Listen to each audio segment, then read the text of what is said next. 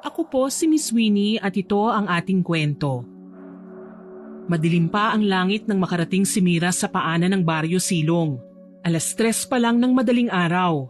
Galing siyang Maynila at ngayon ay muling maninirahan sa probinsya kung saan nakatira ang kanyang pamilya dahil sa wakas ay nakapagtapos na siya ng pag-aaral. Kalahating minuto na lamang ng paglalakbay ay tuluyan na siyang makakarating sa tahanan na ilang taon na niyang hindi natirhan. Makikisuyo po ng bayad.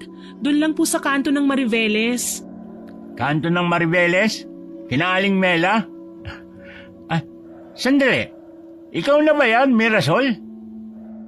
Napatingin si Mira sa driver. Pamilyar ang mukha nito pero hindi niya maalala ang pangalan. Opo, ako nga po ang anak ni Nanay Mela. Si Mira po. Ay naku, Iha. Ako to, si Monjev. Long time no see.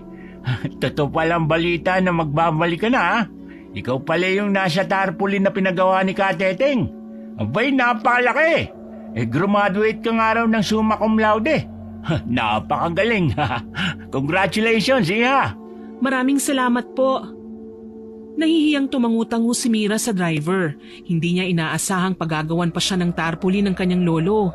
Napahawak na lang din siya sa kanyang batok habang sinusulyapan ng ilang mga pasaherong nakatingin din sa kanya. Si Mirasol ay 22 taong gulang. Kung tunog bulaklak ang kanyang pangalan, hindi ganon kahinhin at kayumi gumalaw si Mirasol. Dala ng pakikipagsapalaran sa Maynila, natutunan niya kung paano tumayo sa sarili niyang paa at ipaglaban ang kanyang sarili kahit na babae pa siya. Hindi ka na dapat bumalik pa rito! Napukaw ang atensyon ni Mirasol sa isang babaeng nagsalita. May hawak itong sanggol na umiiyak. Ano pong ibig niyong sabihin, Ale? Maraming kababalaghan sa lugar na ito. Dapat na natili ka na lang sa Maynila dahil ngayong bumalik ka, mahihirapan ka nang umalis. Ay, miss. Anong pinagsasabi mo kay Mirasol? Sino ka ba? Bay, ikaw pala yan, Tessa. Hoy, Tessa. Mag-ingat ka sa mga sinasabi mo. Huwag mong gawing masama ang baryo natin. Kahit paano, mas maunlad naman ngayon kaysa noon, di ba? Nagsisang-ayunan ng mga pasahero. Muling nagsalita si Mang Jeff. Matulungin ng kapitan nating si Kapitan Adonis. Hindi niya tayo pinababayaan. May mga ayuda tayo kada buwan. Bihirang mangyari yun, ha? Napangisi ang babaeng may hawak na sanggol tsaka tumingin ng masama kay Mirasol. Ayuda? Aanihin mo ang ayuda kung binabawi naman nila sa matataas na presyo ng mga bilihin. Ang Kapitan Adonis na yan ang lalong nagpapahirap sa mga katulad kong mahihirap. Kayo wala kayong pakialam dahil nakikinabang kayo sa kasakiman niya. Magaganda ang buhay nyo, kaya bingi kayo sa mga hinaing ng mga nakararami. Abat, hoy! Mag-ingat ka sa mga pananalita mo. Baka gusto mong pababain ka namin dito sa jeep. Nagbayad ka na ba? Baka hindi ka pa nagbabayad, ha? Bumaba ka na! Hindi na nakatiis pa si Mira kung hindi ang pumagitna sa mga ito. Tama na po, wala pong kailangang bumaba. Mabuti pa'y manahimik na lang po muna tayo at nakakaabala rin po tayo sa ibang pasahero na nagpapahinga.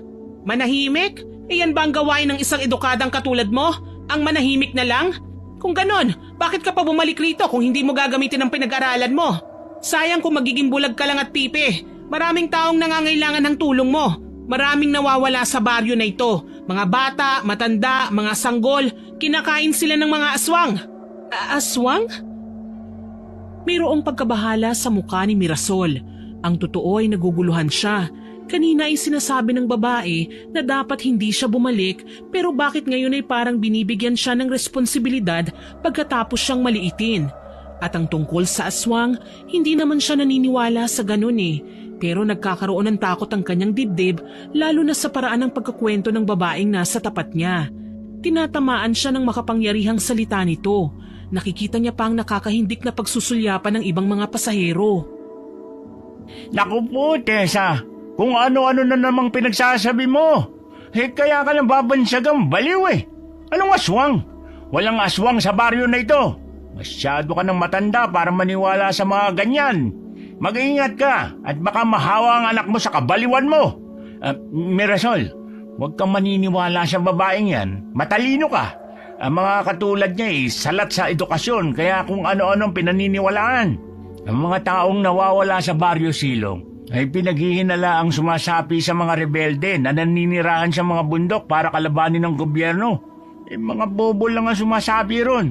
Ikaw, sayang pinag-aralan mo kung mapapabilang ka ron.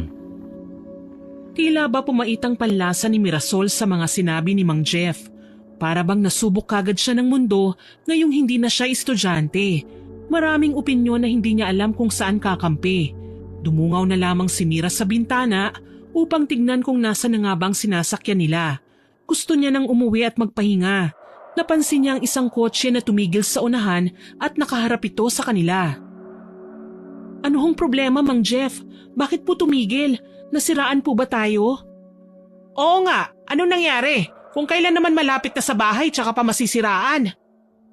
Nanatiling nakatingin si Mira sa kotseng kanina pa binubusinahan ni Mang Jeff. Nagsalubong ang mga kilay ni Mirasol nang bumaba ang ilang grupo ng kalalakihan mula sa kotse. May dalang mga ito ng Armalite at itinutok sa kanila. Nanlaki ang mga mata ni Mira nang sumigaw siya. Dapa! Kasunod ng malakas na sigaw na yon ay ang malakas na putok ng baril. Sunod-sunod. Baba! Bumaba na tayong lahat! Dalian niyo! Mabilis na kumilos si Mira at kinuhang bag niya. Tumalon siya mula sa bintana nang makitang nagkakarambola ng mga pasahero sa may pintuan. Nakita niya ang ilang madugong pagkamatay ng mga pasaherong nasa unahan na hindi nakatakas sa pamamaril ng hindi kilalang mga lalaki. Muntikan na rin siyang madaplisan ng bala pero kaagad siyang nakailag.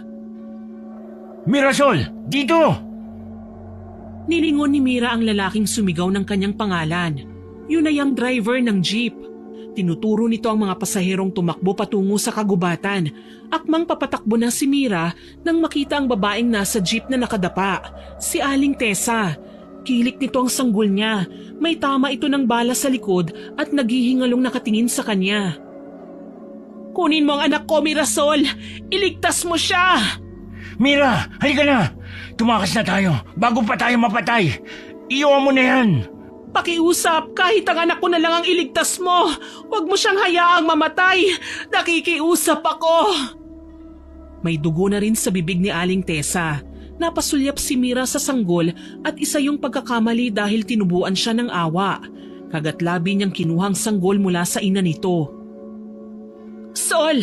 Sol ang ipangalan mo sa kanya. Ililigtas ka niya katulad ng pagliligtas mo sa kanya ngayon. Ano ba, Mira? Bahala ka na nga yan. Kung gusto mong mamatay, sige, iiwan na kita. Tumakbo na ang driver kasunod ng daloy ng mga tao, pero natamaan din ito ng baril. Si Mira ay gulat nang masaksihan yun. Napupugto ang kanyang hininga na kung hindi pa nagsalita si Aling Tessa sa tabi niya, ay hindi siya makakabalik sa realidad. Tumakbo ka na, Mirasol! Pakiusap! Tumakas na kayo! Humugot ng hininga si Mira bago ibinalot ang sanggol sa suot niyang jacket at tuluyang nagpaalam sa babaeng pumanaw ng nakangiti. Pailing-iling siyang tumatakbo sa kagubatan hanggang sa maabutan niya ang ilang mga pasahero, pero tuloy-tuloy pa rin ang mga putok ng baril. Saan ako pupunta? Paano kami makakatakas dito? Sandali, ang cellphone ko! Sinikap ni Mira na tumakbo pa, pero totoong madilim at malawak ang kagubatan para makatakas dito. Hinahapo siyang sumandal sa puno para habulin ang hininga. Sinulyapan niya ang sanggol na dala niya at isa itong magandang babae. Kailangan kong humingi ng tulong para maitakas din kita rito. Nagulat si Mira nang may umilaw sa paligid. Nakarinig pa siya ng sapok. Putya, talaga nag-flashlight ka pa? Gusto mo ba tayong matuntun ng mga rebelde? Hindi ko makita ang daan eh. Paano kung madisgrasya tayo? Ikaw ang hindi nag-iisip, Cholo. Gago ka ba? Gusto mo sakaling kita? Akin na nga yung flashlight. Mamamatay ako nang wala sa oras lang dahil sa'yo, Alvin eh. Napabuntong hininga na lamang si Mira. Gusto niyang patahimikin ang mga lalaking yun, pero naisip niyang mas magandang umalis na lamang at lumipat ng mapagtataguan. Pero gagawin niya na sana yun nang may marinig siyang mga yabag ng paa. May sumisipol pa at doon niya napansing wala nang nagpapaputok ng baril na siyang lalo niyang ikinabahala. Naubos ba natin? Umiling ang kausap nito, kasunod ang mga impormasyong hindi inaasahang marinig ni Mira. Plano ng mga rebelde na kunin ng mga kabataan para makasapi sa grupo nakakalaban sa gobyerno. Bilang nila ang mga kabataang naroon sa jeep. May 2 napatay, may 3 nang nakuha. May 5 pa raw na nakatakas at malamang sa malamang ay kabilang na siya ron. Kapwa natigilan naman ang lahat nang may marinig na ringtone ng cellphone. May tao sa paligid. Ihanda ang mga baril. Kapag bata, hindi papatayin. Napamura naman si Mira nang tumunog ang cellphone niya. Agad niyang hinubad ang bag niya para kunin ang cellphone. Akmang papatayin nang makita kung sino ang tumatawag. Ang nanay niya. Maluha-luha niya yung sinagot. Hello anak, nasan ka na? Kanina pa kami naghihintay sa'yo ng lolo mo. Inay, kailangan ko ng tulong. Ano? Bakit? Nasan ka ba? Hello? Bakit choppy ka? May nakaengkwentro kaming mga rebelde. Hinarang ang jeep na sinasakyan namin. Ano? Hindi ko marinig. Hindi kita maintindihan. Nasan ka ba? Humanap ka ng magandang signal. Nagpuputol-putol ka. Napapikit na lang si Mira at napabuntong hininga. Lagi niyong tatandaan na mahal ko kayo, inay. Kayo ni Lolo. Tuluyan nang naputol ang tawag.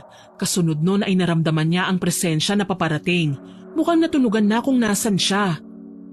Mukhang ito na ang huling araw ko sa mundo. Tatanggapin na sana ni Mira ang kanyang wakas nang may humila sa kanya para tumakbo. Isang babae. Ayun! Ayun sila! Paputukan nyo! Siguruhin hindi makakatakas. Dapat walang makalabas sa kagubatang ito para hindi mabuko ang samahan natin. Samantala, si Mira naman ay tumakbo pa rin kasama ang isang babae. Hindi niya ito kilala, pero pamilyar sa kanyang mukha nito at sigurado siyang nakasabay niya ito sa jeep kanina. Doon tayo sa may kuweba. Ha? Tumakbo na lang si Mira at sumunod sa babae sa kuweba para makapagtago. Habol-habol pa rin niya ang hininga nang sumandal sila sa batuhan. Hindi pa rin makapaniwala sa mga nangyari. Pero sinikap ni Mira na magsalita habang nakikipagpalitan ng tingin sa babaeng nagligtas sa buhay niya pati na rin sa sanggol na kapit niya. Salamat sa iyo. Huwag ka munang magpasalamat. Hindi pa tayo tuluyang nakakalabas. Mahaba pang dilim. Siguradong susuyurin nila ang kagubatan, makuha lang tayong lahat. Sino bang mga taong yun? Mga rebelde. Naghahanap ng mga kabataang sasapi sa grupo nila. Buo ang loob nilang tugisin ng gobyerno. Eh ikaw, sino ka? Anong pangalan mo? Huminga ng malalim ang misteryosong babae tsaka umupo sa tabi ni Mira. Ako si Georgina. Katulad ng sinabi ng babae kanina sa jeep, sinubukan naming umalis sa lugar na ito pero hindi kami nakalabas kaya pabalik na kami sa mga bahay namin nang mangyari ang engkwentro kanina. Bakit parang hindi ka natatakot? Dahil naranasan ko na ito noon. Sanay na ako. Kabisado na rin namin ang gubat kaya alam na namin ang pasikot-sikot dito. Sandali, ibig sabihin, totoo ang mga sinasabi ng babae kanina? Nino, ng nanay ng sanggol na hawak mo? Sinulya pa naman muli ni Mira ang sanggol na maingat niyang ibinalot sa jacket niya kanina. Sandali siyang nag-alala dahil nakapagtatakang hindi ito umiyak kaya sinilip niya ito. Pero isa yung pagkakamali dahil nang buksan niya ay gumawa ng pagkalakas ang sanggol dahilan para maalarmang babaeng kasama niya. Pati na rin ang 2 lalaking kasalukuyan na ngayong tumatakbo. Takbo! Mamamatay na tayong lahat! Agad na kumilo si Georgina. Si Mira naman ay napatayo na rin at kumaripas ng takbo habang ang daladala niyang sanggol ay walang tigil sa pag-iyak. Patahimikin mo naman yung anak mo, miss. Hindi ko to anak, pwede ba? Manahimik na kayo kung ayaw niyong pare-pareho tayong mamatay. Miss, takpan mo yung bibig ng bata! Gago, gusto mong mamatay yung baby? Kung hindi siya yung mamamatay, tayong lahat! Sunod-sunod na putok ng baril ang narinig nila Mira dahilan para lalong umiyak ang sanggol. Rinig na rinig niya ang malakas na tibok ng kanyang puso na parang gusto nang lumabas. Ngayon niya lang naranasan ng ganitong kaba dahil sa school kahit sa exam ay kalmado lang siya. Para siyang tangang nakangiti. Nagagawa niya pang umiti, Cholo. Nakakatakot siya. Para siyang psycho. Gusto niya atang mamatay tayong lahat. Pero hindi lang sa excitement kaya nakangiti si Mira, kung hindi dahil nakita niyang may mga grupo ng mga taong nakaabang sa bukana ng kagubatan. Mukhang yun na ang ligtas na lugar at tila ba tama rin ang nanay ng sanggol. Dahil sa malakas na iyak ni Sol ay narinig yun ng mga mamamayan ng Baryo Silong kaya nailigtas sila sa tiyak na kapahamakan. At ang panghuli sa lahat, sumisilip na ang haring araw. Dito! Ligtas na kayo rito! Kami nang bahala sa mga rebeldeng yan! Pinagmasdan ni Mira ang grupo ng mga pulis na sumugod sa kagubatan. Padala daw yon ni Kapitan Adonis. At ang mga mamamayan naman ay kapwa tinutulungan sila Georgina, Alvin at Cholo. Siya naman ay nilapitan din ng ilang mga babae. Pero mas naaalala niya ang kanyang ina at lolo na naghihintay sa kanya. Agad siyang pumara ng tricycle para makauwi at nang magbayad na ay doon niya lang napansin na wala nang bag niya sa kanya. Mukhang naiwan ko ang bag ko sa kagubatan. Isa ka ba sa mga biktima ng mga rebelde kanina? Nahiwagaan si Mira sa tanong na yon. Bakit po? Sana'y sumama ka na sa kanila. Mas mahirap ang buhay rito. Dahil doon, siguradong may armas ka para kalabanin ng mga aswang. Anong ibig niyong sabihin? May mga aswang ba talaga rito? O terminolohiya niyo lang yan sa mga masasamang tao? Mas dapat ko bang alalahanin ng mga aswang kaysa ron sa mga rebelde na muntik nang pumatay sa akin? Oo, mas nakakatakot ang aswang dahil nagkukunwari sila mga kaibigan mo. Pero ang totoo, naghihintay lang sila ng pagkakataong atakihin ka. Hindi nakapagsalita si Mira. Masyado na siyang pagod para makipagtalo pa kahit kanino. Napansin niyang tumingin ng driver sa sanggol na dala niya. May sanggol ka.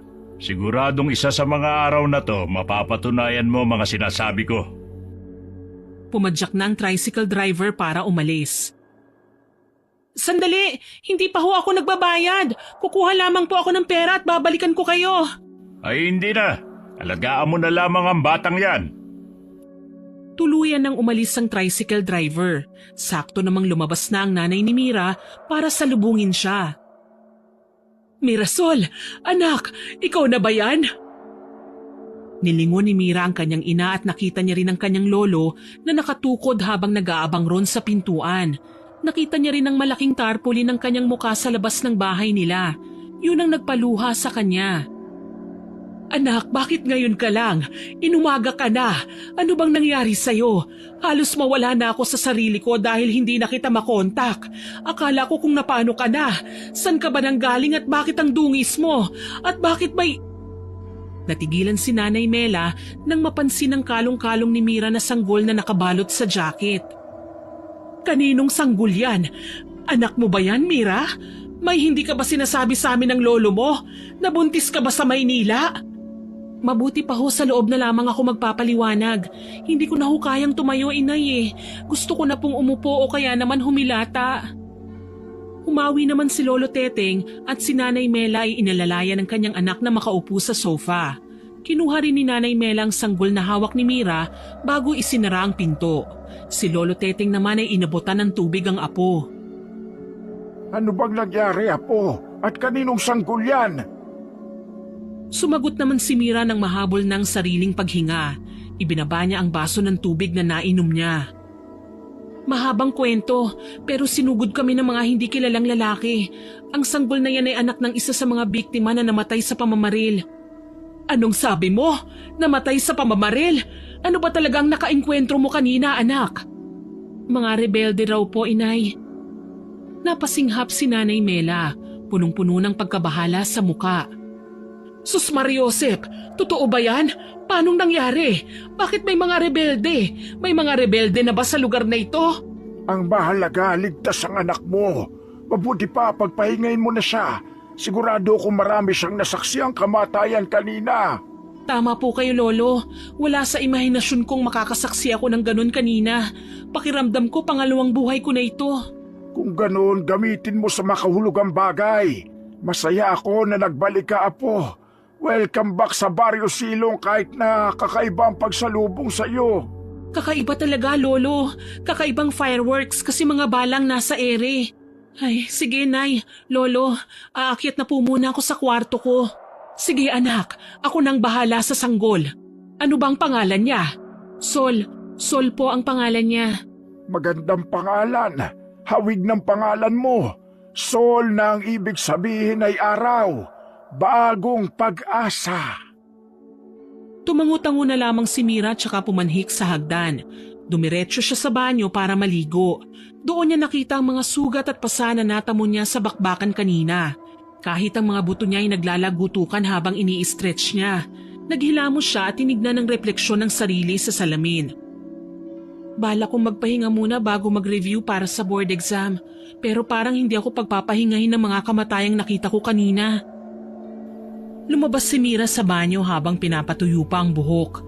Pero napakunot ang noo niya nang may mapansing kakaiba sa paligid. Sinilip niya ang bintana at nakita niyang ilang tao na madidilim ang muka at kahina-hinalang nakatingin sa kanya. Sandali, sino ang mga taong yun? Pinagmasdang mabuti ni Mirasol ang mga taong naroon. Ang iba ay namumukaan niyang nakita niya sa labas ng kagubatan kanina. Teka, bakit sila narito? May kailangan ba sila sa akin? Napaisip ang dalaga at muling tinignan ng mga taong naroon sa labas, ngunit wala nang mga ito. Masama ang kutob ko. Miyembro din ba sila ng grupong rebelde at hinahanap ako dahil isa ako sa mga nakatakas na maaaring magsuplong sa kanila sa batas? Hindi ko maintindihan. Kung ganun, ang pag-uwi ko sa bahay namin, inilagay ko sa kapahamakan ng pamilya ko? Mabilis siyang umakyat sa bubong. Nakita niyang sumilip si Nanay Mela sa may bintana. Anak, anong ginagawa mo? Ang aga-aga pa nagpupupukpok ka na dyan. Hindi sinagot ni Mirasol ang kanyang ina at pinagpatuloy ang ginagawa. Nakita niya namang nagsilabasan ng mga kapitbahay niya na kanyang nabulabog at kapwa siya sinigawan. Oh, nariyan na pala si Mirasol. Anong ginagawa mo dyan, Iya? Tinatanggal mo ba yung tarpaulin mo? Nahihiya ka ba? Anong sabi mo? Tinatanggal ni Mirasol ang tarpaulin niya? Anak naman, bakit mo ginagawa yan? Baka nahihiya siya, Mela. Nakita ko kanina may dala siyang sanggol. Baka nabuntis siya ng lalaki kaya nagkaanak. Baka hindi talaga nakagraduate si Mirasol dahil lumandi siya ng maaga. Anong sabi mo? Hoy, baka gusto mong dunggulin ko yung bibig mo. Kalalaki mong tao. Hindi anak ni Mirasol ang sanggol na yon. Niligtas niya yon kanina sa engkwentro niya sa mga rebelde. Kaya bang gawin yun ng anak mo? Umiling si Mira at pinagpagana lamang ang kanyang kamay nang bumagsak na ng tuluyan sa lupa ang malaking tarpaulin ng kanyang muka. Nagulat pa ang mga kapitbahay nang tumalon si Mira mula bubong hanggang sa lupa. Utang na loob! Anong klaseng babae ba ang anak mo, Mela? Parang action star! Pumasok si Mira sa bahay nila dala-dala ang tarpaulin. Sinalubong naman siya ni Nanay Mela at si Lolo Teteng ay naantala din sa pagkakape habang binabantayan ng sanggol. Anak, ano bang problema? May masakit ba sa'yo? Ipaliwanag mo sa akin. Hindi ko lubos maisip kung bakit mo tinanggal yung tarpaulin. Kakakabit lang namin yan kahapon. Hindi mo ba nagustuhan? Nagustuhan po, Inay. Nakita ko na naman, Inay eh. Hindi na para maipakita pa sa iba. Ayokong malaman ng ibang tao na dito ako nakatira. Ano? At bakit naman? Tungkol pa rin ba ito sa nangyari sa'yo kanina? Mas mabuti na sigurong hayaan natin si Mirasol sa gusto niya. Matalino ang anak mo. Hindi siya gagawa ng bagay na walang dahilan. Tumingin naman si Mirasol sa kanyang lolo. Lolo, in any case, may iba pa po ba tayong pwedeng tuluyan bukod sa bahay na ito? Bakit mo na itanong? Mas maganda po siguro kung dumuon na muna tayo pansamantala. Bakit? May pinagtataguan ka ba, anak? Pero imposibleng makalabas tayo sa baryo. Sabi nila ani ay mahigpit daw ang bantay sa may arko. Kaya nga hindi kami nakapunta sa graduation mo eh. Napabuntong hininga si Mirasol at napayukom. Ibig sabihin, totoo nga ang sinasabi ng babae sa jeep kahapon. Magulo nga sa lugar na ito. Hindi naman magulo, anak. Basta susunod ka lang. Ayaw lang ng kapitan na mapahamak tayo. Dahil nga baka sa mga rebeldeng binanggit mo kanina, mahigpit ang seguridad sa barangay sa paglabas sa baryo Silong. Pero hindi sila mahigpit sa pagpapapasok. Nakakapagtaka naman yun. Sandaling katahimikan ng namayani sa loob ng bahay. Kapwa nakatitig lang si Lolo Teteng at Nanay Mela kay Mirasol. Pero naputol ang katahimikan yon nang may kumatok sa kanilang pinto. Sabay-sabay silang napatingin sa dakong yun. Si Nanay Mela ang nagpresintang magbukas, habang si Mira naman ay sumilip sa bintana at nakitang isang pamilyar na mukha ng lalaki na hindi man lang dinapuan ng katandaan. Si Kapitan Adonis, ang kapitan ng barangay simula pa nang umalis si Mira sa Baryo Silong.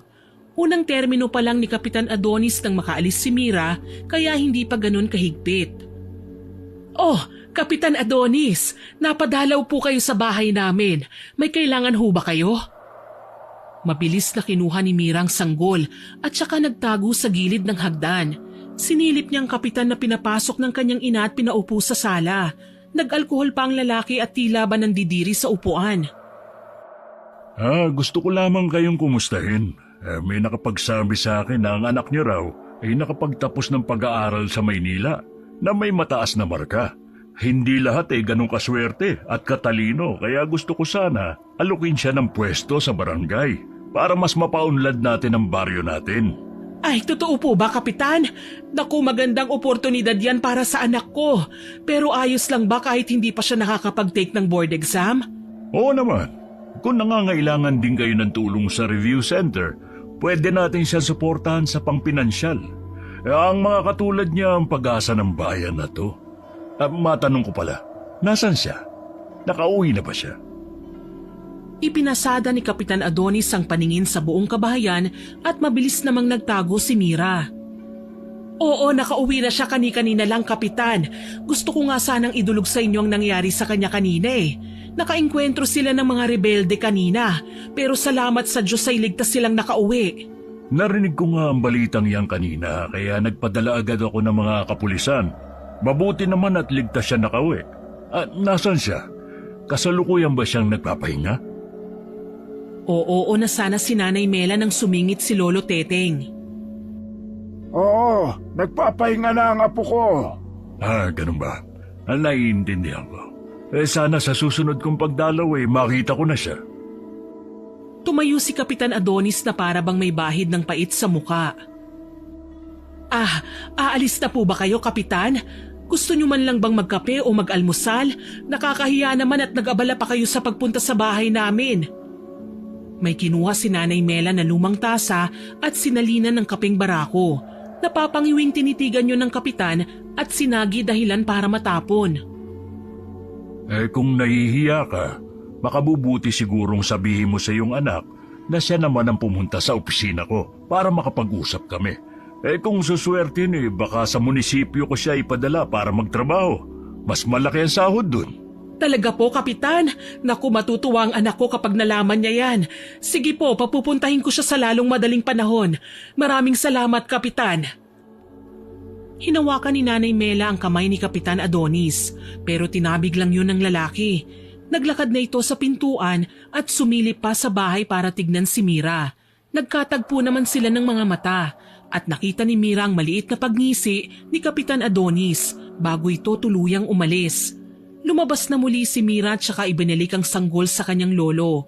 May kakaibang kaba sa dibdib niya at para bang sa tingin pa lamang ni Lolo Teteng ay nagkakaintindihan na sila. Si Nanay Mela naman ay bumalik sa bahay pagkatapos ihatid ang kapitan. Anak, nariyan ka na pala. Ang sabi ng lolo mo ay nagpapahinga ka raw. Huwag mong sabihin nandyan ka lang kanina pa. Hindi ko pupuntahan ang kapitan na yon. Nagngingit-ngit ang ngipin ni Mira habang nakatingin sa napasong kamay ng ina na sinisikap nitong itago mula sa kanya. Ano? At bakit naman? Narinig mo bang inaalok niya? Napakagandang oportunidad yon. Sila na mismong lumalapit sa atin kasi alam nilang magaling at matalino ka. Dapat magpasalamat tayo dahil malakas ang koneksyon ni Kapitan sa itaas. Gagandang buhay natin, lalo na ikaw, Mirasol. Masama ang pakiramdam ko sa kapitan na yun, Inay. Nakita niya ako kanina at ngumisi siya. Sigurado akong may iba siyang binabala kung bakit siya pumunta rito sa bahay natin. Kahina-hinala. Ako rin na po. Masama rin ang kutob ko sa kapitan na yon mula noon pa. Pati ba naman ikaw, Itay? Naku, mabuti pa, Mira. Magpahinga ka na dahil mamaya pupunta tayo sa barangay hall. Hindi pwedeng hindi dahil inaasahan tayo ni Kapitan. Ayoko nga, Inay. Hindi pwede. Ako ang masusunod. Sa ayaw at sa gusto mo, pupuntahan natin si Kapitan. Magpahinga ka na muna ngayon. Kailangan mong magtrabaho dahil may dinala kang sanggol dito sa pamamahay ko. Mahalang gatas, baka hindi mo alam. Napabuntong hininga na lamang si Mira at bumalik sa kwarto niya. Sinikap niyang matulog kahit na mahirap at nagising na lamang siya sa iyak ni Sol kasabay ng malakas na tugtog sa labas ng pangangampa niya. Mabilis niyang pinuntahan ang sanggol sa piling ni Lolo Teteng. Anong problema? Bakit siya umiiyak? Dahil ba sa malakas na ingay sa labas? Hindi ko alam, Apo, pero baka dahil sa mga bisita. Napalingon si Mira sa tinutukoy ni Lolo Teteng at nakita ang mga babaeng naroon sa sala. Kapwa sumusulyap sa sanggol. Kinutuban si Mira at kaagad na binuhat si Sol. Akin na muna siya, Lolo. Dadalhin ko siya sa kwarto ko. Nakita niya ang pagsunod ng tingin sa kanya ng mga babaeng kahuntahan ng kanyang ina. Natigilan naman siya nang tawagin siya ni Nanay Mela. Oh anak, gising ka na pala. Mabuti, maghanda ka na dahil pupunta tayo sa barangay. Hapon na inay, bukas na lang. Ay hindi pwede, ayan ka na naman sa pag-iinarte mo eh. Narito ang mga kaibigan ko kaya wag mo ko ipahiya sa kanila. Baka umalis na puron si Kapitan, sayang lang ang pagpunta natin. Hay nako Mira, hanggang gabi ay nasa barangay hall si Kapitan. Mas makikita mo nga siya ron kapag gabi kaysa umaga. Kaya wag ka nang gumawa ng dahilan at maghanda ka na.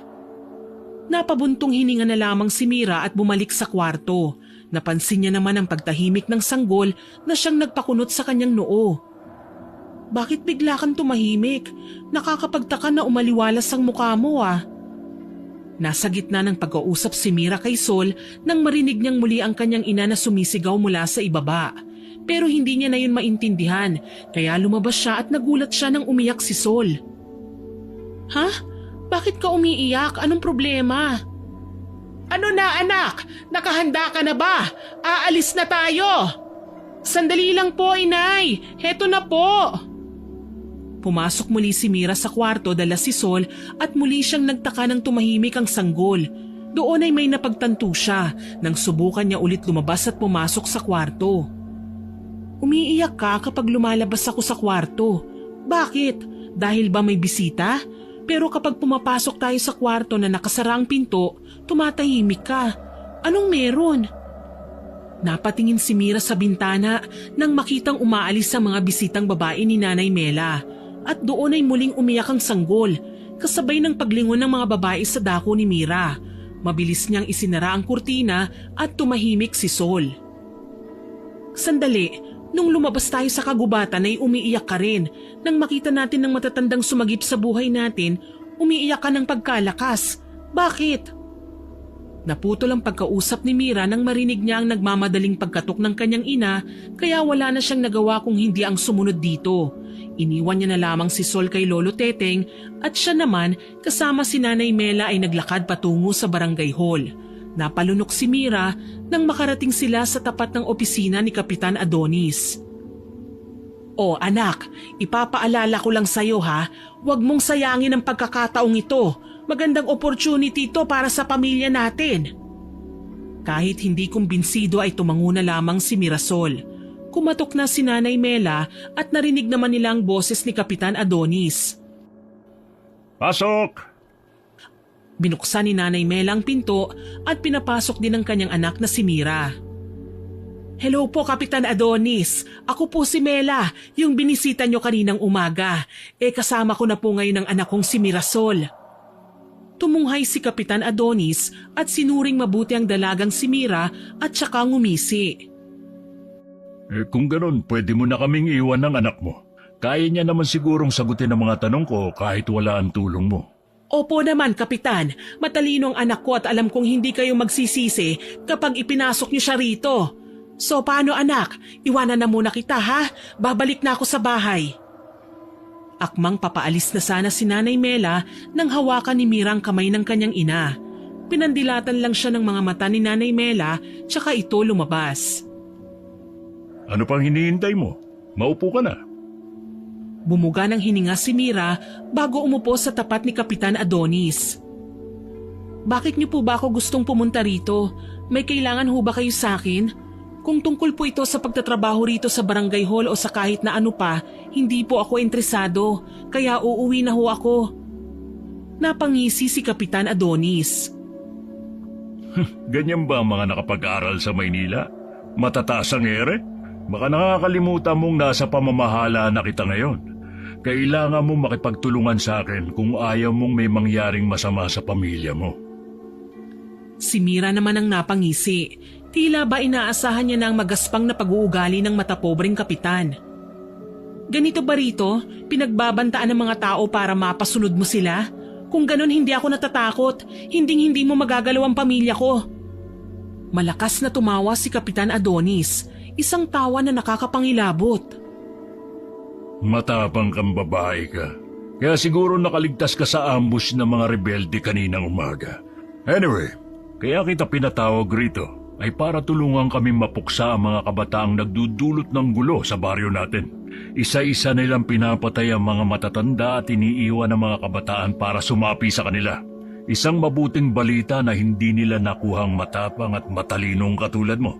Dahil masyado kang makunat na patumbahin kung magiging kalaban namin. Paano naman kayo nakakasigurong tutulungan ko kayo? Bakit? Wala ka bang pakialam sa mga mamamayan ng baryong ito? Ganyan ba tinuro sa iyo sa mga pamantasan sa Maynila? Kung ganun, hindi ko pag-aaralin dyan ang mga anak ko kung lalaki silang matigas ang ulo. Maangas na umiling si Mira. Simula nang makarating siya sa Baryo Silong, puro pang mamaliit na sa kanyang pagkatao ang narinig niya. Walang kwenta ang mataas na marka na nakuha niya roon dahil para lang itong titulo sa papel na itinuturing ng kapwa niya mamamayan. Bakit? Masyado ba kayong mahina para humingi ng tulong sa isang kagaya ko? Hindi ba dapat kayong tugisin ng mga tao dahil balita ko? Pangalawang termino mo na ngayon sa Baryo Silong, pero bakit parang lumalala ang karahasan sa lugar na ito? Noon naman walang rebelde. Bakit ngayon parang marami ng kabataang umaaklas? Matalino ka, pero hindi marunong mag-isip. Kung hindi ka makikipagtulungan sa akin, ano na lang ang mangyayari sa baryo natin? Ang mga katulad ng mga kabataang lumalaban sa amin ay mga walang pinag-aralan. Hindi nila gusto ang batas na pinapatupad ng gobyerno dahil gusto nila ibang mamuno. Pinapatay nila mga matatanda at iniiwan ng mga kabataan. Hindi ka ba nag-aalala sa pamilya mo? Yun nga ang nakakapagtaka eh. Bakit pinapatay nilang matatanda? Hindi nyo ba alam kung bakit? Kaya nga pinapunta kita rito para ikaw ang umalam.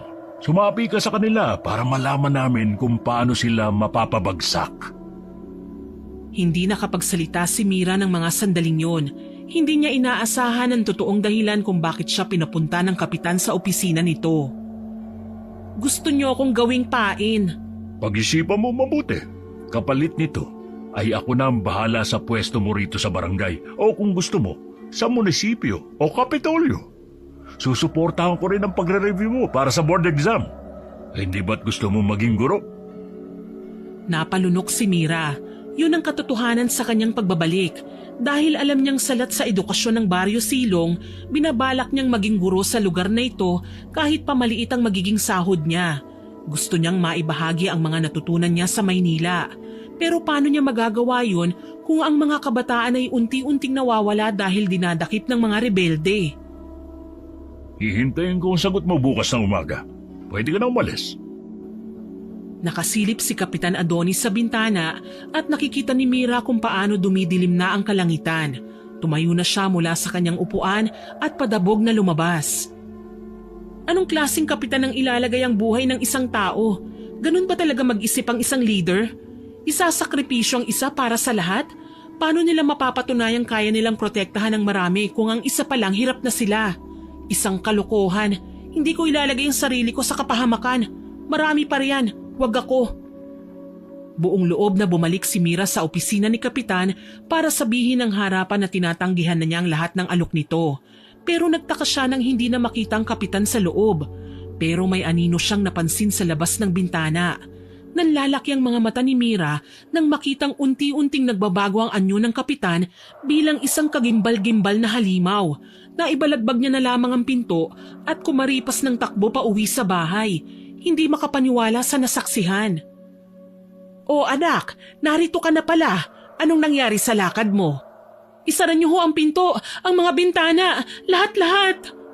"Ha? Bakit anak? Ano na namang problema?" Si Lolo Teteng naman ay mabilis na sumunod sa apo. Pinagsasara ang pinto at bintana. "Si Sol, nasan po si Sol?" Narinig ni Mira ang iyak ni Sol kaya agad siyang pumunta sa kwarto niya at nakita niya ang pamilyar na mukha ng isang babaeng naging bisita ng nanay Mela niya kanina. Sino ka? Bitawan mo si Sol! Paano ka nakapasok sa kwarto ko? Bakit ganyan ang pag-aalala mo sa sanggol na ito? Hindi mo naman siya anak, hindi ba? Mabuti pang kunin ko na siya. Nagulat si Mira nang mabilis na nakalabas ang babae sa bintana nila. Hindi niya inaakalang makakakita siya ng aswang sa personal. Mabilis naman niya itong sinundan sa bubong at hinabol. Laking gulat niya nang bigla itong bumagsak sa lupa kasabay ng isang malakas na putok ng baril.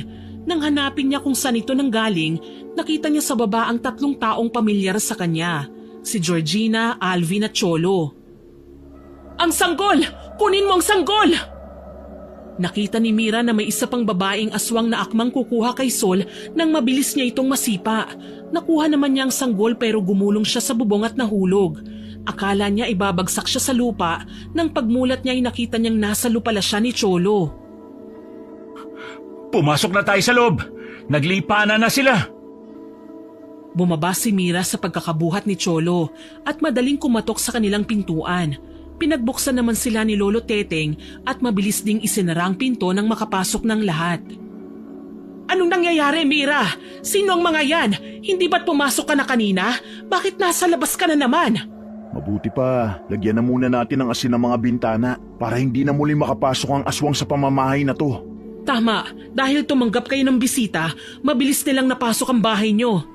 Anong ibig niyong sabihin?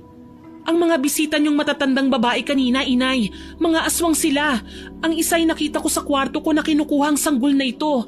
Hinabol ko siya sa bubong kaya muli akong nakalabas. Mabuti na lang din dumating sila kaya nabawi namin si Sol. Napatingin si Nanay Mela sa mga nakaupong kabataan sa sofa nila. Kapwa hinihingal. Si Georgina naman ay hinahanap ang kusina para kumuha ng asin. Tinulungan naman siya ni Mira at ni Lolo Teteng. Pasensya na po sa abala. Ako po si Cholo. At ito naman ang kaibigan kong si Alvin. Ang babaeng yun si Georgina. Kapwa kami mga kabataang naroon sa jeep na naambush ng mga rebelde kaya magkakakilala kami. At bumalik kami rito para kausapin si Mira. Sumapi ba kayo sa kanila? Sa mga rebelde? Nasundan ba nila kayo? Oo, dahil papunta na rin sila sa inyo. Natagpuan nila ang bag mo sa kagubatan at ikaw ang pinapakay nila na makasapi. Nalaman din nila na isa kami sa mga naroon sa jeep. Hindi naman nila kami binalaan ng kung ano, pero pinaliwanag nila sa amin ang layunin nila. Sandali, ibig niyong sabihin ay miyembro kayo ng mga rebelde? Kaya ba may hawak kayong mga baril? Kayo ba ang narinig ko kaninang nagpaputok ng baril? Ay Diyos ko, nagpapasok ako ng mga terorista rito. Siguradong nasa panganib na ang buhay natin, Mirasol. Hindi naman nakinig si Mira sa hinaing ng kanyang ina kung hindi mas naging interesado sa sinambit ni Georgina kanina. Anong layunin ng mga rebelde? Bakit nila pinapatay ang mga matatanda at itinitira ang mga kabataan? Dahil halos lahat ng mga matatanda sa baryo ay mga aswang na. Anong sabi mo? Hindi totoo yan. Ako tao ako. Si tatay hindi siya aswang. Kaya nga po halos lahat. May mga matatanda pa ring hindi aswang. Tama po si Alvin. Tanda mo ba ang mga matatandang tumulong sa atin noon nung makalabas tayo sa kagubatan? Mga aswang ang mga taong yun. Nalaman namin ang totoong anyo nila nang magising kami sa kabahayan nila kinagabihan. May pinainom pa sila sa amin para makatulog kami. Pero iniligtas kami ng mga rebelde. At ayun, nagdesisyon kaming sumapi sa kanila. Hindi nila kayo sinaktan? Hindi, Mira. Kaya hinanap ka rin namin dahil siguradong pupuntahan ka nila. Pero bago pa mailagay sa alanganin ng pamilya mo, mabuti pa sumama ka na sa amin. Hindi sasama sa inyo si Mira. Hindi ko hahayaang maging kasapi ang anak ko sa inyo. Summa cum laude siya. Ano na lang ang iisipin ng mga tao tungkol sa pamilya namin? At isa pa, maganda ang offer sa kanya ni Kapitan Adonis. Magtatrabaho siya sa opisina niya. Inoferan ka ng trabaho ni Kapitan Adonis? Naku Mira, huwag mong tatanggapin. Gagawin ka niyang sunod-sunuran sa kanya. Inalok niya akong sumapi sa grupong rebelde para maging espiya. Anong sabi mo, anak? Nagsisinungaling ka. Bakit gugustuhin ni Kapitan na maging rebelde ang anak ko? Wala yan sa usapan. Pero totoo po ang sinasabi ko, inay. Kanina yun ang inalok niya sa akin. Kapalit daw ng trabaho sa barangay, sa munisipyo o kung gusto ko raw sa Kapitolyo. Hindi totoo yan. Sinisiraan mo lang ang kapitan. Bakit ko naman ho yun gagawin, inay? At isa pa, nakita ko si Kapitan Adonis kanina na nagbago ng anyo. Mukhang tama kayo. Hindi na nakapagtataka kaya halos lahat ng matatanda ay aswang na sa baryong ito dahil kahit ang kapitan ay kabilang na sa kanila. Kaya pala, ngayon malinaw na sa akin ang lahat. Bakit, Lolo Teteng? Anong naging malinaw sa inyo? Kaya pala palaging inuuna sa lahat ng serbisyo ang mga matatandang kagaya ko. Mahal na mahal ni Kapitan Adonis ang matatanda kaysa sa mga kabataan dahil ang mga kabataan kagaya ninyo ay matatalino. Ngayong nalalapit ng eleksyon, nag-aalala siya na unti-unti nang namamatay ang mga katandaan dahil ng mga nakaraang eleksyon, ang malaking porsyento ng bumoboto sa kanya ay mga matatanda. Yan din po ang hinala ko. Kahit sila lola, kinukumbinsi kaming iboto si Kapitan Adonis. Halatang halata na tanging mga katandaan lang ang nalalason niyang isip. Dahil kami mga kabataan, isang banta sa kanya. Lalo na't nag-aaklas ng malaking porsyento ng kabataan. Nag-aalala siya na hindi na manalo sa susunod na eleksyon. Kaya pala mahigpit sila sa pagpapalabas ng mga mamamayan sa baryo na ito. Naiintindihan ko na. Ayaw niyang mabawasan ng botante. Matalas ang kapitan na yun, ha? Anong desisyon mo? Sasama ka ba sa amin, Mira? Sasapi ka ba sa grupo namin? Hindi ko alam. Hindi ko pwedeng iwan ang pamilya ko eh. Siguradong kapag umalis ako, pag-iinitan sila ni Kapitan Adonis. Ayos lang kami rito, Apo. Wala kang dapat alalahanin. Kung mas kailangan ka maglingkod sa mga kabataan para sa nakabubuti ng mas nakararami, gawin mo. Hindi ako papayag. Kahit anong mangyari ay hindi sasama sa inyo ang anak ko. Ginapang ko ang pag-aaral niyan, hindi para maging rebelde lang. Kaya umalis na kayo kung sino man kayo, bago pa ako tumawag ng mga pulis. Nasa iyo ang desisyon, Mira. Ang pamilya namin nasa mabuti silang proteksyon ng sandatahan. Hindi pa babayaan ng mga rebelde ang pamilya ng mga sumasapi sa kanila. Isipin mo na lang din ang magiging kinabukasan ng mga katulad ng sanggol na hawak mo. Sinulya pa ni Mira ang mukha ng sanggol na hawak niya. Tinititigan pa lang niya ito para na siyang nakukumbinsi na protektahan ng sanggol. Muli niyang naalala ang sinambit ng nanay nito. Ang protektahan ng bata kahit anong mangyari dahil ang bata rin ang magliligtas sa kanya. Pero magsasalita na sana si Mira nang biglang umiyak si Sol. Napatingin ang lahat sa bintana kung saan merong maraming anino ng mga halimaw. May mga aswang na nakapalibot sa bahay natin. Mukhang narito na sila. Paano ka nakakasiguro, anak? Dahil napansin kong umiiyak si Sol kapag may malapit na aswang. Katulad kanina, panay ang iyak niya nang makita ang mga bisita niyong aswang. Kung ganon, mabilis nating matutunugan kung may aswang na nakapaligid sa pamamagitan ng sanggol na yan. May angking kapangyarihan yata ang batang yan, Mira. Ano nang gagawin natin ngayon? Makikipaglaban ba tayo sa mga aswang? Cholo, hindi ko kaya. Natatakot ako. Mas matakot ka mamatay, Alvin. Tandaan mo, maraming buhay ang nakasalalay sa kamay natin kaya kailangan natin magtulungan. Pero kulang ang mga armas natin. Kung ganoon, tanggapin ninyo ito. Napalingon ang lahat kay Lolo Teteng nang may ibinigay na spear gun.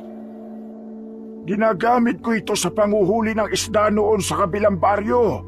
Pwede natin itong gamitin pampatay sa mga aswang. Ayos ka, Lo ah. May ganito ka pala. Parang makakarami ako ng isda ngayon ah. Bitiwan mo yan, Mira. Babae ka. Hindi ka dapat humahawak ng ganyan. Ano po bang dapat kong hawakan kung ganon? Masama bang makita ng mga tao na ang isang babae ay marunong lumaban? Hindi ako duwag para hayaan na lang maghari ang mga masasamang tao sa baryo natin. Kaming mga kabataan ang magiging pag-asa ng bayan. Sige, kung ganon umalis ka. Basta iwan mo ang sanggol na yan dito. Siya ang magiging kapalit mo. Siya ang pag-aaralin ko at tuturuan ng mabubuting asal at pasusunurin ko sa akin. Dahil ikaw, mukhang nakalimutan mo ng tumanaw ng utang na loob dahil kahit ako ay sinusuway mo na at hindi pinakikinggan. Padabog na umalis si Nanay Mela at pumasok sa kanyang kwarto. Si Mira naman natigilan sandali dahil nahabag sa kanyang ina. Hindi niya inaasahang mamasamain nito ang gusto niyang mangyari at naluluha na lamang siya pero sinisikap niyang pigilan. Sige na po, iwan mo na lamang ang sanggol. Mahihirapan ka rin makipaglaban kung dala mo siya. Kami nang bahala sa kanya at sisiguraduhin kung mapapainom siya ng gatas at maaalagaan. Napabuntong hininga si Mira habang nakatingin sa kwarto kung nasaan ang kanyang ina. Ibinaling na lang niya ang atensyon niya kina Georgina. Pasensya na, pero hindi ko kayang iwan ang pamilya ko eh. Lalo na si nanay. Ayokong may sama siya ng loob sa akin. Kakausapin ko muna siya at kukumbinsihin para payagan niya ako.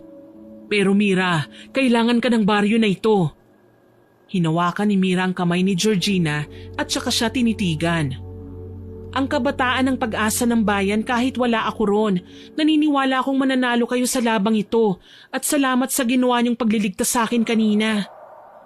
Napabuntong hininga si Georgina, tsaka niyaya si Cholo at Alvin na lumabas. Nakahanda na ang kanilang mga baril. Duwag ka, Mira! Alvin, tama na yan.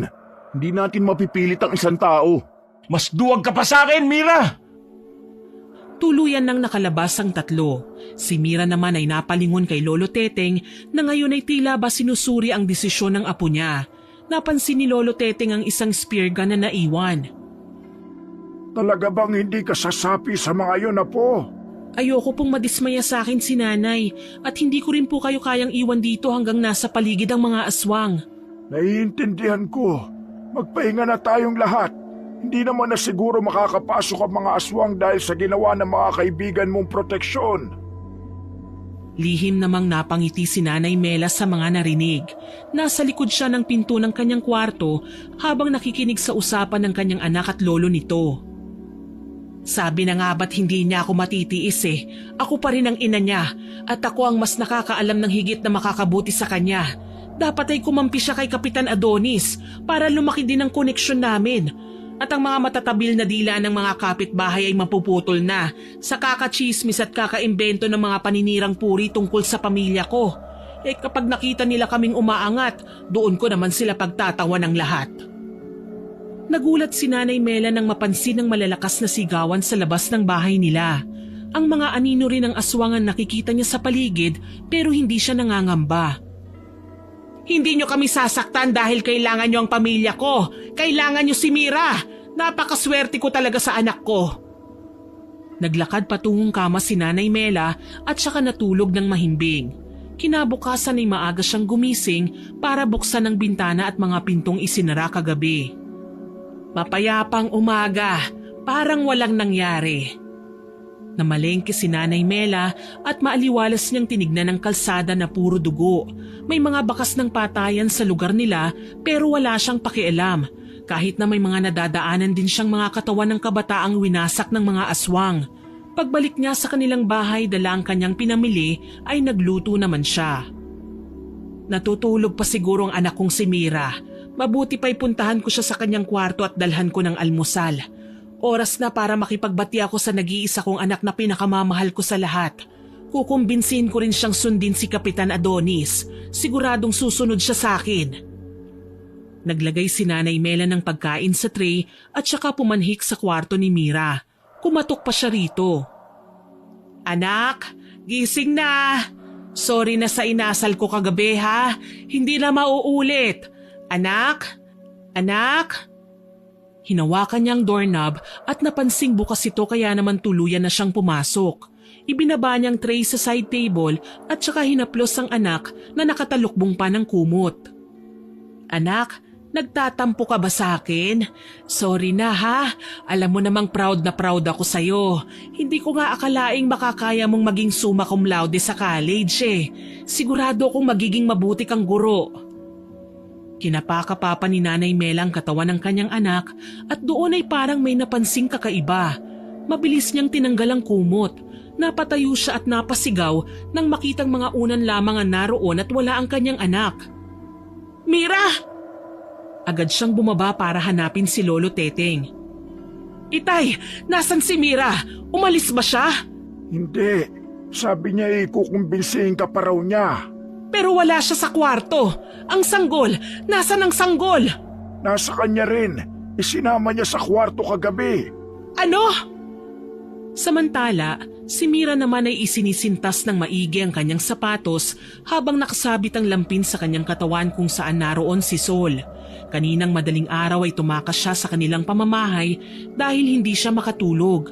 Dala ang spear gun ay naglakbay siya patungo sa gubat at hindi nagtagal ay natuntun niya ang kampo na siyang ibinulong ni Cholo kagabi. Mira! Narito ka na! Napatayo si Georgina nang makita si Mira sa di kalayuan. Si Cholo at Alvin din ay niyakap si Mira para salubungin. Ang ibang mga rebelde ay nagkaroon ng sigla at pag-asa sa kanilang mga muka. Akala ko hindi ka na darating. Basta po protektahan niyo ang pamilya ko, tutulungan ko kayo. Makakaasa ka sa kanila, Mira. Napalingon si Mira sa tinutukoy ni Cholo at namukaan niya ito. Siya ang isa sa mga nang-ambush sa kanila noon. Marahil ang pinuno. Ngayong narito ka na, malaki na ang tsansa nating magtagumpay sa plano. Una, aatakihin natin ang barangay hall, lalong-lalo na si Kapitan Adonis. Dapat matuligsa na ang mga masasamang plano niya sa baryo natin. Ilan sa mga matatanda na hindi gusto maging aswang ay pinapatay niya, kabilang na ang pamilya ko. May mga paaralan din siyang pinasara para malimitahan ang edukasyon ng mga kabataang tulad ng nakararami dito. Hindi niya pa pinahihintulutang lumabas ang kahit na sino. Napanganga si Mira. May mga ipinakita pang ebidensya ang mga rebelde at nakukumbinsi siyang totoo ang mga ibinibintang ng mga ito sa kanya. Naalala niya rin ang mga dokumentong nakita niya sa opisina nito. Ang kasalukuyang pinipirmahan ni Kapitan Adonis habang kinakausap siya. Mga ulat ng kaban ng bayan na dinudoktor niya. Ngayon, ang palaisipan kung bakit hindi tumatanda si Kapitan Adonis ay napagtanto na rin niya dahil isa itong aswang. Kung ganon, paano natin tatapusin itong lahat? Napatingin ang lahat kay Mira na ngayon ay nakatayo sa gitna ng marami. Maging si Cholo ay napatingin sa kanya. Hindi sapat na patayin siya.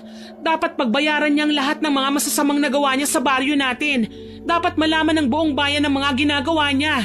Ibubunyag natin maging ang totoo niyang katauhan at ang mga aswang na kagaya niya dadakpin natin.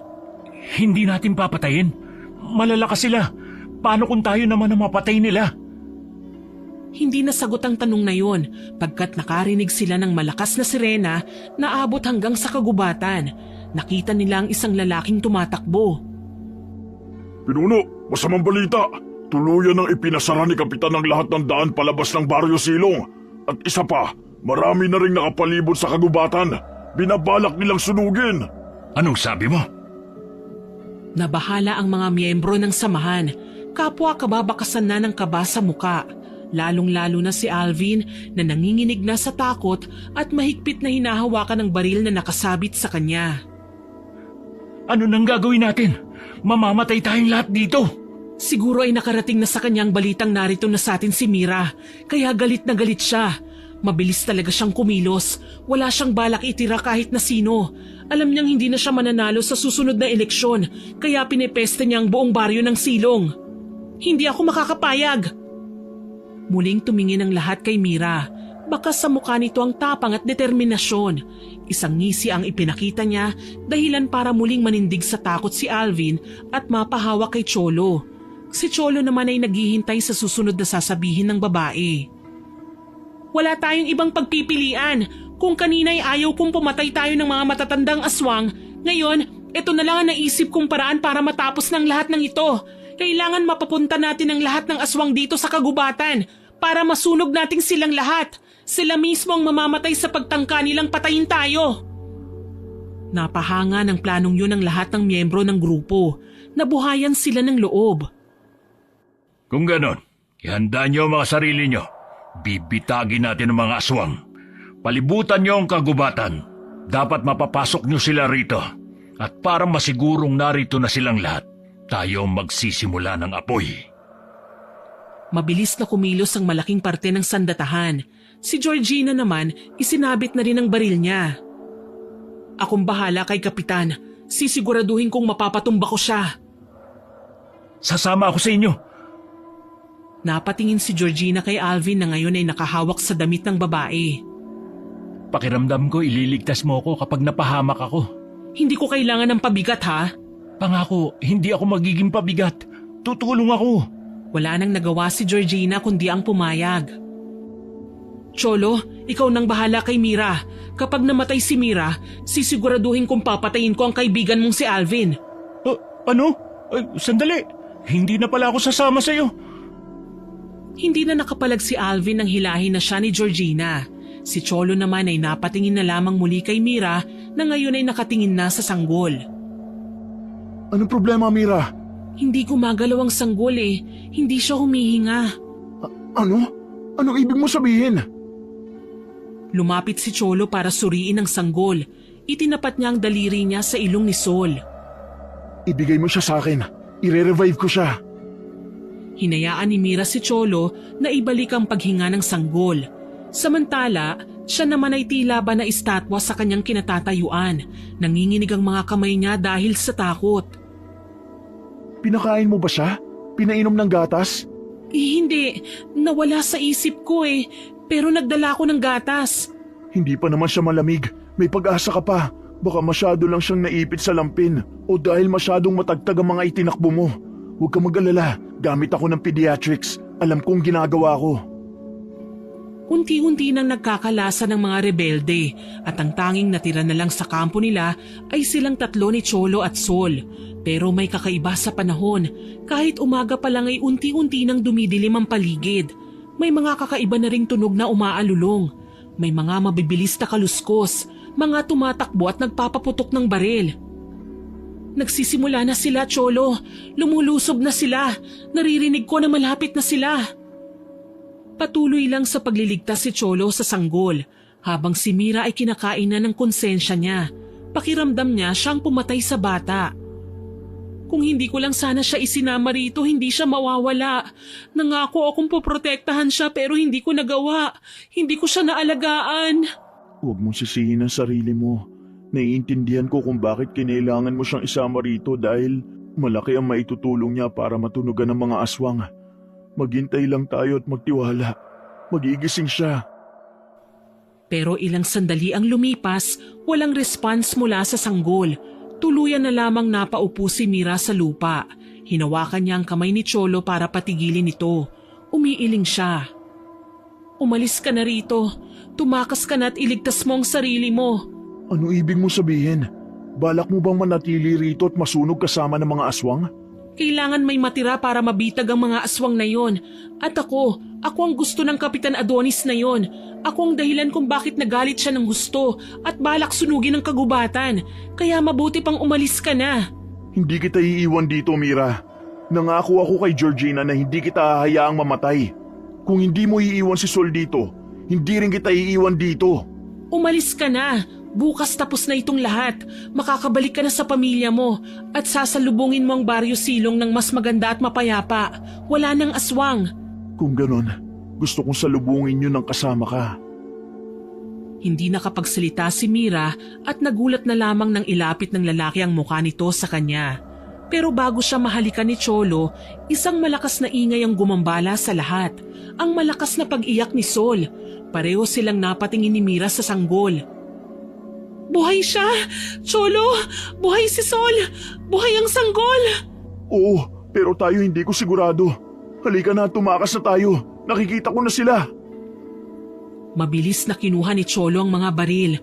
Samantala si Mira naman ay kinuha si Sol at tumakbo. Malakas pa rin ang iyak nito na lalong nagpapatindi ng takot sa kanyang dibdib.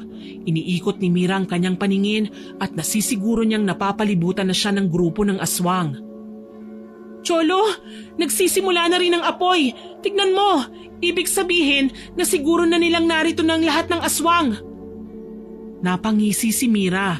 Ngayon iniisip niya na lang kung paano sila makakatakas ni Cholo. Kasama si Sol na patuloy pa ring umiiyak at tumatawag ng pansin ng mga aswang. Mira, bago tayo mamatay, gusto kong malaman mo na... Hinila ni Mira ang kamay ni Cholo nang makitang malapit na rin sa kanila ang apoy. Tumakbo siya patungo sa kuweba kung saan siya minsang dinala ni Georgina. Doon sila nagtago kasama si Cholo. Isang milagro na biglang tumigil sa pag-iyak si Sol. Kitang-kita ni Mira kung paano lamunin ng apoy ang mga gulat na aswang na nagsisitakbo at hindi alam kung saan tutungo. Naisahan nila tayo. Tayo ang naging biktima ng sunog na pinaplano natin. Huwag kayong mawalan ng pag-asa.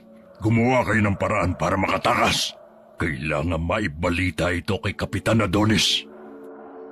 May mga aswang na nagtangkang mag-anyong uwak at iba pang hayop pero hindi nagtagumpay dahil masyado nang kumalat ang apoy sa lahat ng panig ng kagubatan.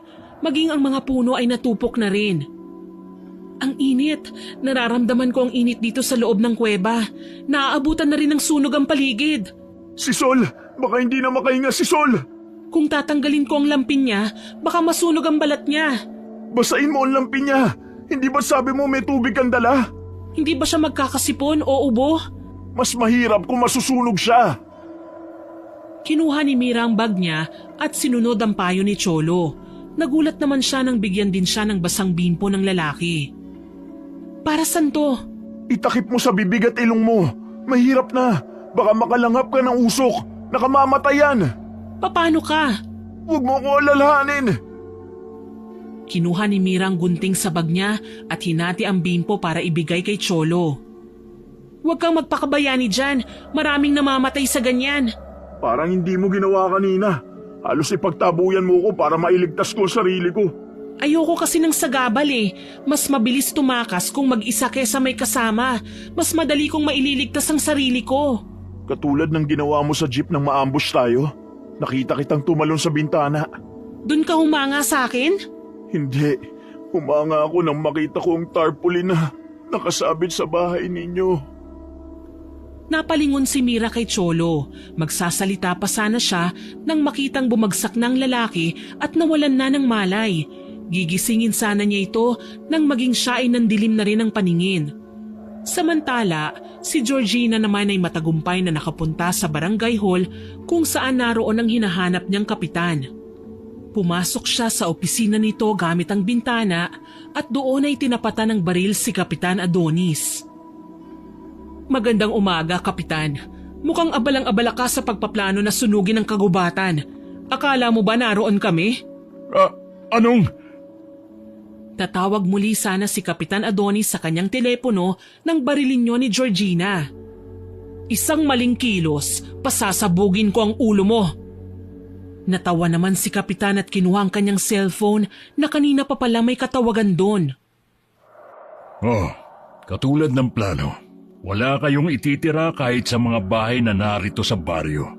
Papatayin ninyo silang lahat, lalong-lalo na ang mag-anak ni Mirasol. Siya nga ang inaasahan kong darating dito sa opisina ko para balaan ako. Pero iba ang pinadala niya. Siguradong sisisihin niya ang sarili niya kapag pinatay kita. Anong sabi mo? Wala ka talagang silbi. Napakasama mo. Ikaw ang papatayin ko!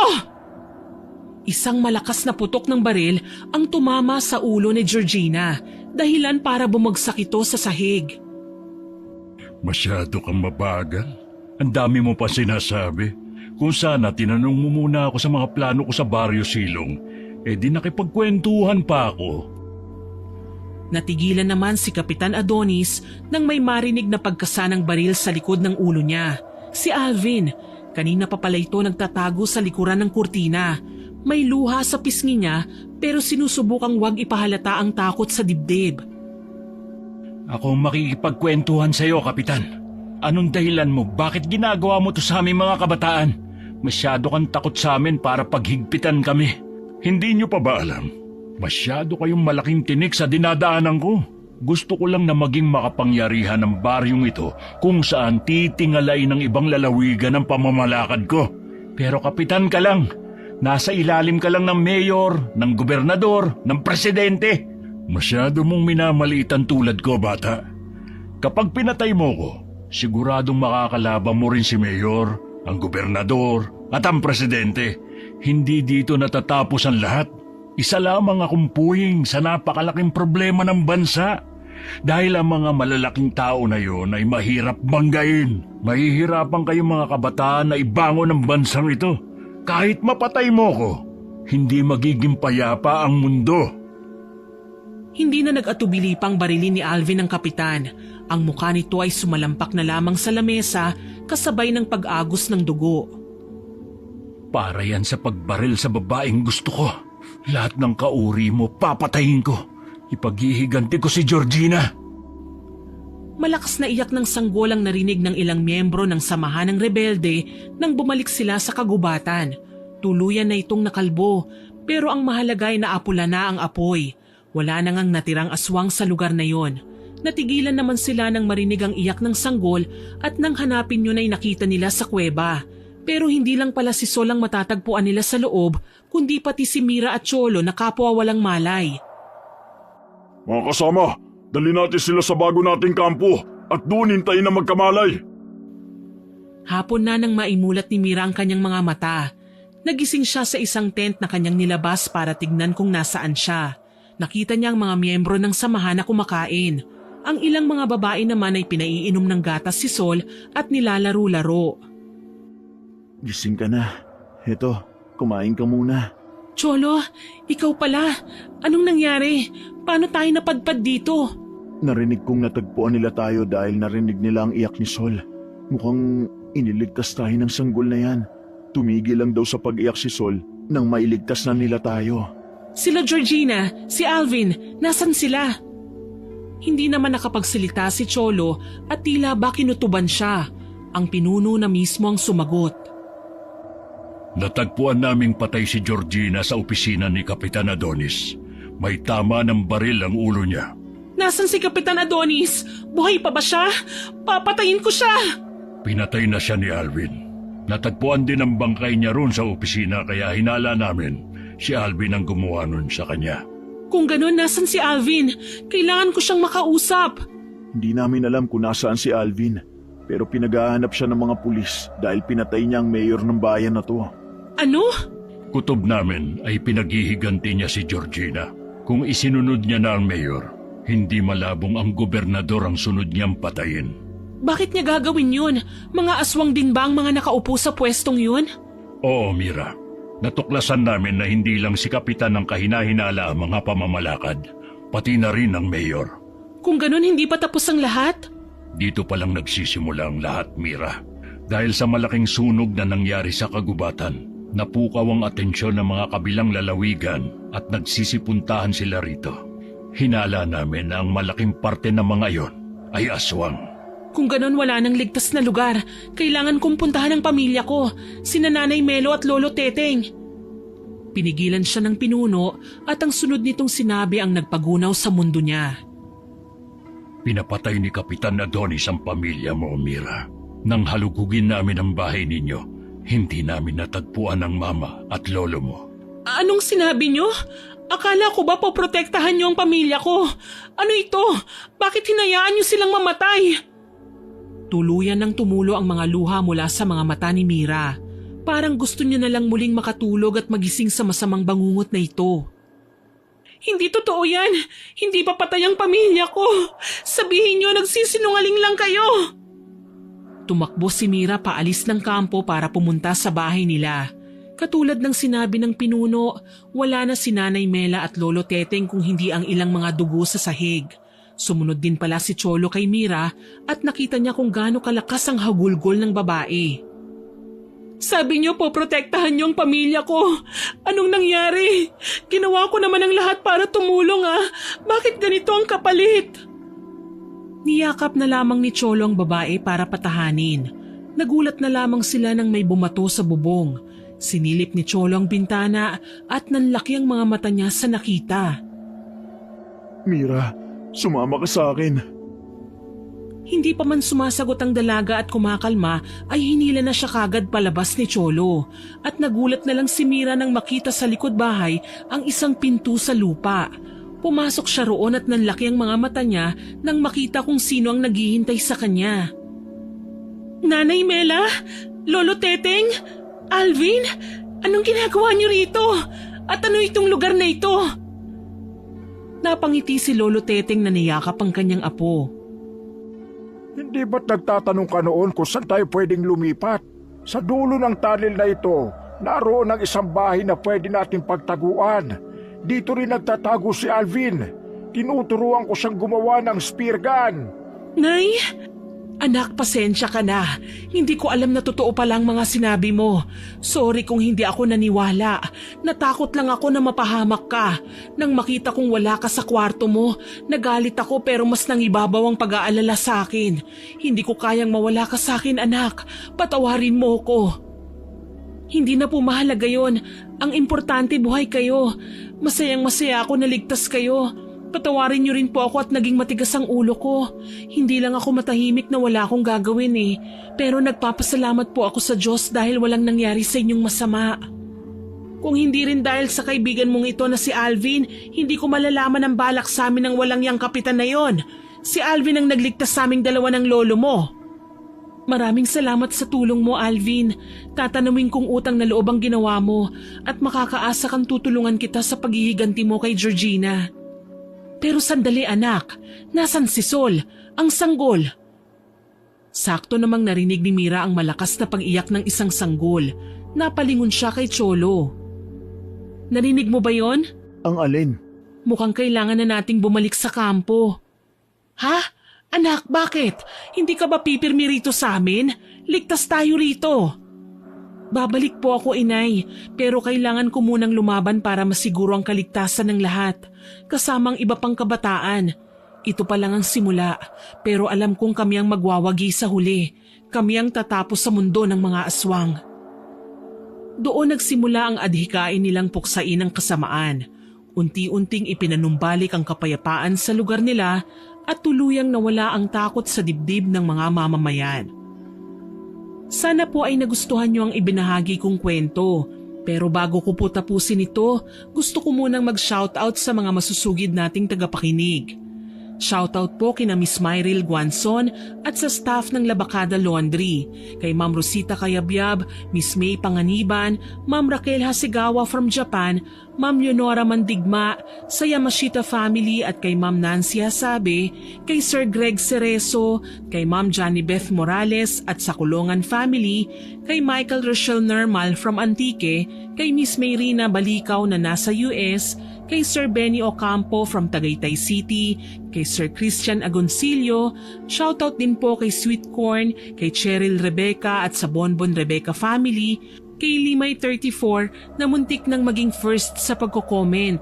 Salamat po ma'am, kay Blue 90 from Saudi Arabia at sa family niya dito sa Pilipinas, kina Philip Pastor, Ken, Kenneth, P. Jane, Blessy, Joyce, Bain Aiden, Casey at Nanay Linda, kay Annalie Grace Tumbaga, kay Sean Abanco at sa asawa niyang si Darwin Abanco, pati na rin po kay Alva Abanco.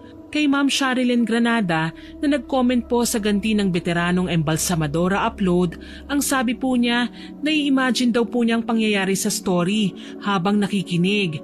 Salamat po ma'am. Kay Kim Cyrus Dalayday na nag-comment din po sa ganti ng veteranong Embalsamadora upload, ang sabi po niya nakikinig sila ng nanay niya habang nagluluto ng pananghalian. Salamat po sa inyo ni nanay. Kay Mardy Suzuki, kay Miss Jingle Pabatal from North Cotabato, kay Ma'am Beth Mercado na lagi pong nag-heart sa mga upload natin, kay Yves Marie Buhay Japan Channel, kay Rubes Huanday, kay Inday Boni, at sa mga regular listeners natin na sina Ma'am Basanta Mila, Ma'am Mel Santarita, Ma'am Lisa Yamashita Takado from Japan, Ma'am Belen Malbas, Ma'am Pamela Allen, Ma'am Lydia Lopez, Ma'am Celia Tolentino, Ma'am Martina Angdasan at kay Ma'am Michelle De Mariano. Salamat po sa inyong lahat na nakinig at nag-comment. Abangan po ninyo ang mga susunod ko pang upload. God bless po sa ating lahat. Muli ako po si Miss Winnie na nagpapasalamat sa inyong pakikinig.